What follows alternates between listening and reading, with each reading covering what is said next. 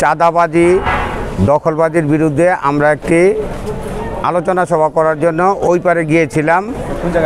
এটা হলো আমরা নবীগঞ্জ ঘাট দিয়ে এই কুশিয়ারার উদ্দেশ্যে।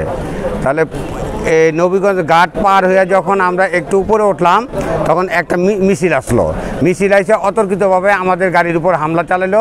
হামলা বললো যে দর করে বইলা আমরা যেই অটোতে ছিলাম সেই অটোতে আমি, আমাদের সদস্য সচিব আবু আলী সুপান, টিপু সহ আরও যারা ছিল আমাদের গাড়িতে তারা অ্যাটাক করলো। ওইখানে বললো যে আমরা মুকুল এবং কাউসার বাহিনীর লোক, এই ধরনের একটা কথা আমি বলতে শুনেছি।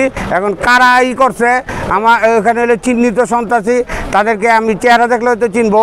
এখানে পরিচিত কেউ নেই, পদপদবীধারী কোনো নেতাকর্মী এখানে ছিল না। এখানে একটা ডাইরেক্ট সন্ত্রাসী তারা বিএনপির বহিষ্কৃত গ্রুপের সন্ত্রাসী বাহিনী। এক কথা, যদি সন্ত্রাসী বাহিনী না হতো তাহলে কিন্তু এরকম অতর্কিত আক্রমণ করতো না হত্যার উদ্দেশ্যে।